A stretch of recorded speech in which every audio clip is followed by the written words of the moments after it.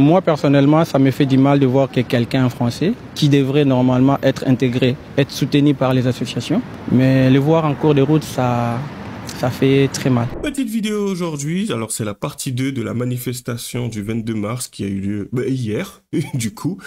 Et là, cette fois, on va revenir plutôt sur le racisme, puisque apparemment ils ont marché, défilé, manifesté, milité contre le racisme, c'est-à-dire les personnes qui le subissent, comme les Noirs et les Arabes, puisqu'apparemment il n'y a que les Noirs et les Arabes qui le subissent. Bon, les Blancs, ça vous concerne pas, manifestement. Du coup, c'est encore une fois le moment pour pouvoir s'étendre dessus et rappeler certaines choses basiques, comme ne serait-ce que cette définition qui semble rester bloquée avec ce que certaines personnes essayent d'intégrer dedans, comme d'habitude, tu vois, à croire qu'il n'y a pas d'autres formes de discrimination à associer à cela. Bon, enfin, on va voir tout cela ensemble, à tout de suite.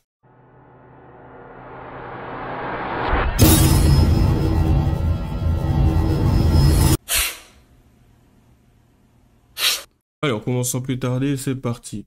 Du coup, on a une petite manifestation, enfin une micro-guerre civile, si on peut appeler ça comme ça, en plein Paris, pendant la fameuse manifestation qui a dégénéré. Donc voilà, les forces de l'ordre et les manifestants de la France insoumise, qui ont toujours tendance à montrer une certaine forme d'amour envers ses opposants, qui a tendance aussi parfois à les caillasser et à vouloir qu'ils se barrent. Donc c'est quand même assez intéressant, puisque d'autant plus que ce sont les forces de l'ordre qui se retrouvent à un certain endroit, et par moment, tu sais, ils peuvent tout simplement, les manifestants, les ignorer, voire même partir chez eux. Mais il y a ce truc de confrontation directe où ils semblent les détester et à la fois les aimer, j'ai l'impression, et les forces de l'ordre. Donc voilà, de toute façon, vous allez le constater par vous-même. Ah,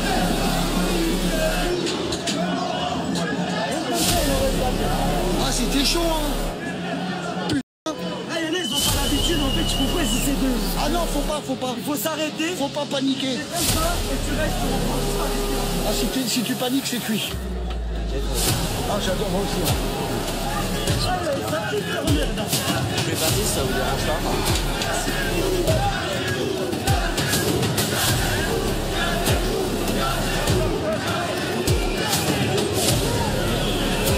C'est bon. C'est bon, t'inquiète pas. Reste debout.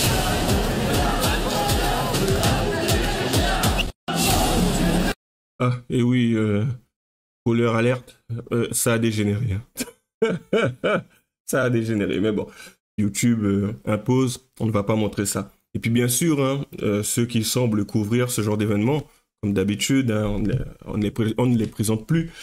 De toute façon, vous verrez de tout, hein, du Coquerel, du Rima Hassan, du Ercilia Soudé, et j'en passe, mais enfin. Voilà, on les voit ici. Je vais pas trop tergiverser parce qu'il y a de la musique derrière. Comme ça, tout le monde pourra faire de belles images. Merci beaucoup. C'est le but que tout le monde ait. Voilà.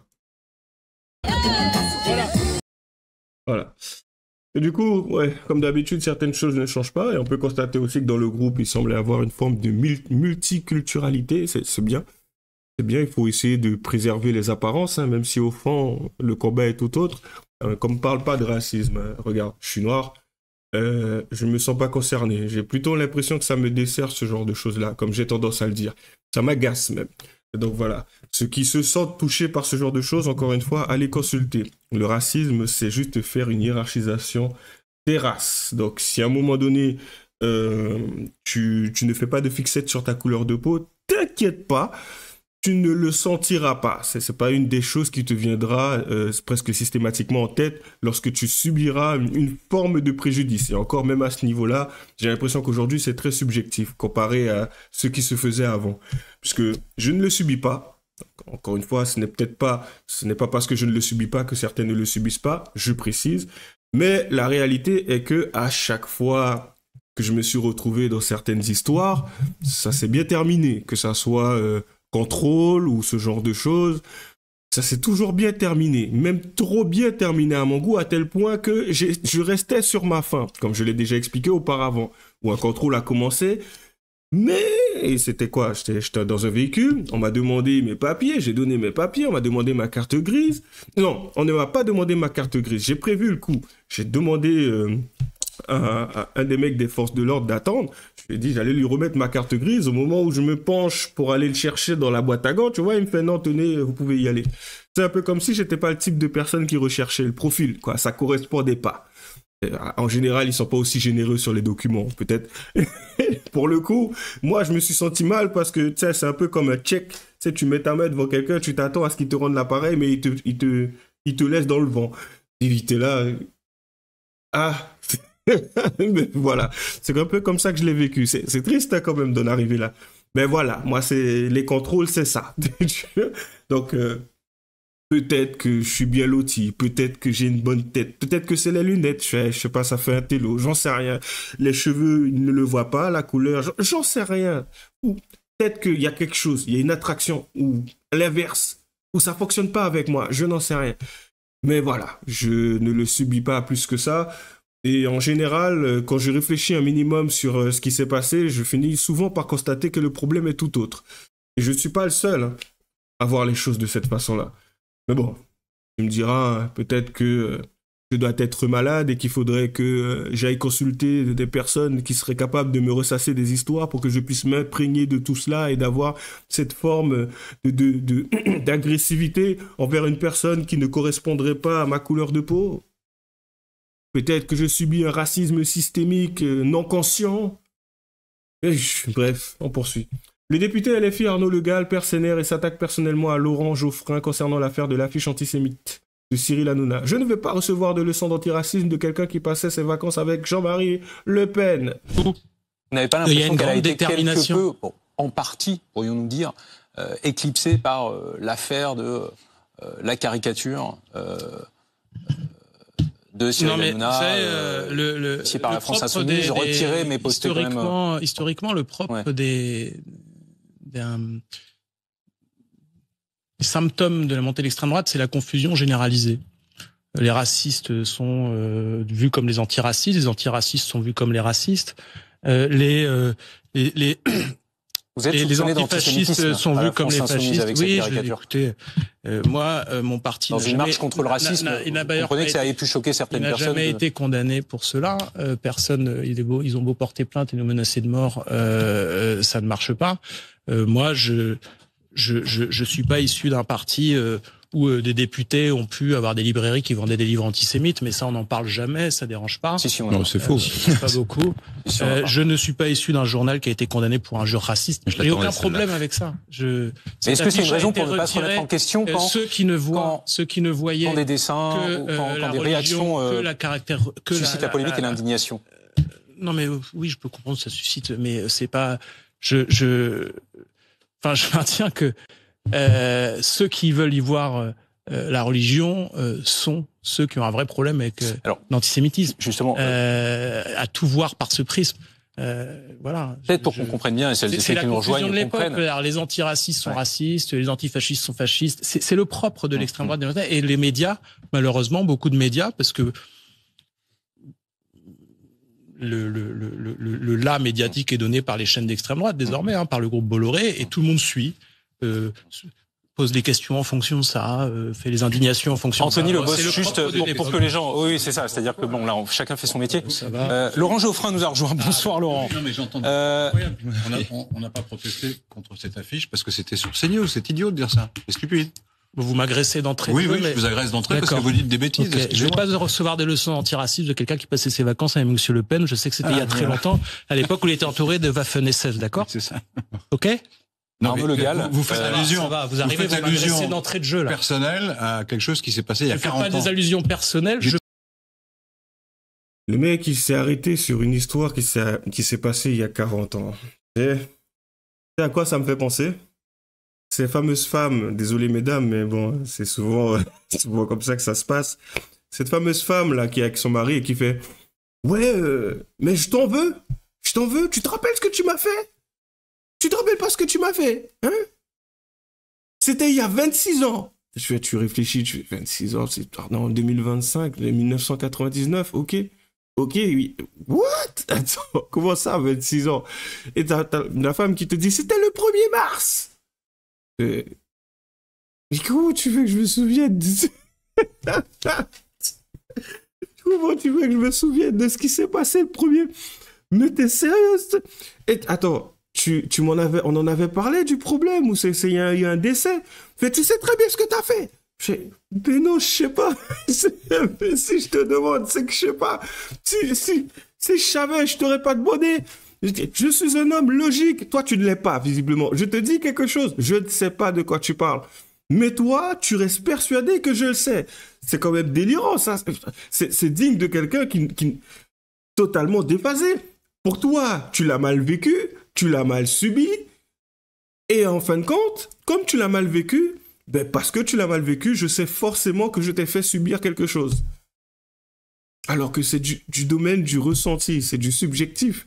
Et moi, je suis censé avoir déterminé, parce que le 1er mars 1999, t'étais fâché, comme le nombre incalculable de fois où tu as été fâché. Qu'à ce moment-là, c'était quand même bien distinct, bien différent des autres fois où tu étais fâché. Waouh! Et ben voilà, lui au moins, tu sais. Lui, il t'a pas eu besoin de creuser. Oui, vous étiez avec Jean-Marie Le Pen. T'as à un moment donné Laurent Geoffrin qui va carrément lui dire, ben j'étais journaliste à ce moment-là. En plus, je vais te dire, s'il était avec Jean-Marie Le Pen, ça a même du sens, dans un sens. Mais bon, bref, c'est toujours un truc à pondre et tout. Mais par contre, bizarrement, hein, tu as... oui, j'aime bien parler de Raphaël Ardo. Un mec qui en soi est fiché S, 3 fois. Ça retombera systématiquement sur lui, hein, triste. Là, c'est vraiment pas contre lui, mais c'est ce qui me vient presque systématiquement en tête parce que c'est le gros du gros. Et encore, tu as condamné pour violence en réunion. Et en plus de ça, un petit message téléphonique envers Alice Cordier, parce qu'il lui avait proposé de lui mettre une balle dans la tête, tu vois. Bon, rien d'extraordinaire, rien de spectaculaire. Toujours dans le sens LFiste, hein. Il n'y a rien de nouveau sous le soleil. Ça, on n'en parle jamais. Parce que pour moi, on devrait en parler tout le temps, parce qu'il est toujours à l'Assemblée nationale. Il me semble bien, il est député, le mec. Mais on n'en parle pas. Ça préfère s'arrêter sur des trucs qui se sont faits il y a 40 ans, et c'est quoi? C'est parce qu'à un moment donné, il parlait. Parce que quand tu parles avec une autre personne, ça vous fait pas penser à quelque chose, ça? Un truc avec les juifs, avec... je vais pas dire certains termes, parce que j'ai pas envie que YouTube me mette voilà, quoi, des bâtons dans les roues, comme d'habitude, mais... Ça vous rappelle pas quelque chose, ça? Si à un moment donné, LFI se retrouve au pouvoir, bon, on le sait déjà, hein, c'est qu'à un moment donné, si vous vous retrouvez à parler, voire même à évoquer certaines choses, comme, oui... un étranger qui ne fait rien en France, il retourne chez lui. Mec, tu te retrouveras en prison, si ça se trouve, pendant 15 ans. Parce qu'à un moment donné, tu dis quelque chose qui a du sens, en fin de compte. C'est qu'un mec qui vient dans un pays d'accueil et qui ne fait rien, il doit dégager. Ah ben non, pas pour le groupe LFiste. De toute façon, ils ont déjà montré quel était leur positionnement, ne serait-ce qu'avec l'histoire de Mayotte. Donc voilà, ça a beau être des Noirs, comme ils semblent voter beaucoup plus RN, du coup, ce sont des Noirs à part entière. Donc voilà, donc ne me parlez pas de racisme. Lui qui me parle de Jean-Marie Le Pen avec son groupe qui apparemment, ne serait-ce que pour, comme elle l'a dit, Estelle Youssoufa, la députée de Mayotte, quand il fallait voter pour, je crois que c'était le budget d'urgence, ou quelque chose pour ce qui est du financement, pour aider bien sûr les Mahorais, c'était abstention ou contre. La vidéo elle tourne, hein. Et c'est ces mêmes personnes qui vont défiler pour le racisme.